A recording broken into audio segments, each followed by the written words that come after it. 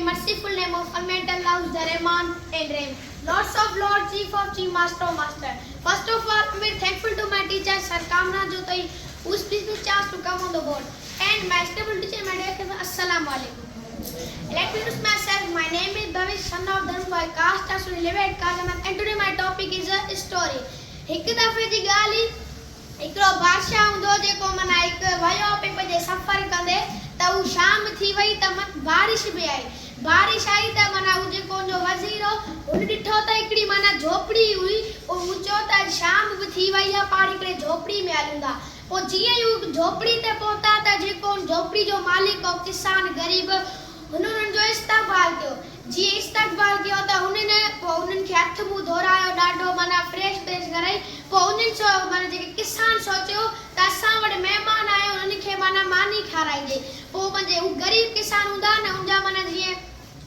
कुझु बि कोन हूंदो खानो सिर्फ़ु हिकिड़ी ख़ाली बकरी हूंदी जंहिंजी मदद सां न जेके खीर पीअंदा जेका हुन जेके नंढड़ा नंढड़ा पुट हूंदा न उहे ख़ाली खीर पीअंदा पोइ हुन सोचियो असां वटि कुझु आहे ई कोन छा कजे पोइ हुनजे दिमाग़ में ख़्यालु आयो त ॾिसो असां वटि ख़ाली हिकिड़ी बकरी आहे जंहिंजी मदद सां असां गुज़र सफ़र कयूं था पर महिमान तव्हांखे ख़बर आहे त महिमान माना जीअं हूंदा तमामु क़ीमती पोइ हुननि सां हाणे महिमाननि खे त ईअं सफ़ा बुखियल त न सुम्हारियूं न पोइ हुन छा कयो त हुन पंहिंजी ज़ाल खे चयो त हिकिड़ी जेका बकरी आहे उहा अचे त असां ज़िबह कयूं पोइ हुननि जीअं ज़िबह कई पेट पूजा करे खाई पोइ जीअं ई सुबुह थी त घरां निकिता रवानो पोइ हुन जेको हुअसि जेको बादशाह हो हुन पंहिंजे वज़ीर खे चयो चई हीअ अथई 1000 दीनार अथई इहे वञी तूं किसान खे ॾी आहे पोइ हुन चयो हीअ त हुन जेका माना बकरी उहा त ख़ाली 1-2 दीनार जी आहे तव्हां मूंखे एॾी वॾी रक़म छो पिया ॾियो ऐं तव्हांखे त हू सुञाणे बि नथो तव्हां केॾा वॾा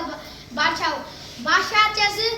अगरि मां हू भले मूंखे न सुञाणे पर मां त पंहिंजी हैसियत सां वाक़ुफ़ु आहियां न हुनजे लाइ त 1-2 दिन हुन पंहिंजो जेको सॼो माल पाण ते क़ुर्बान करे छॾियो पंहिंजे लाइ त माना 1000 दीनार का मामूली रक़म न आहे पोइ हुन छा कयो जेको हुनजो वज़ीर हो हुनखे 1000 रुपयो ॾेई आयो पोइ हुन चयो अचे माना चई हुन चयो जे अची तव्हांजो शुक्रिया तव्हां असांखे राति रिहाई ऐं ॿियो असांखे माना खाधो पीतो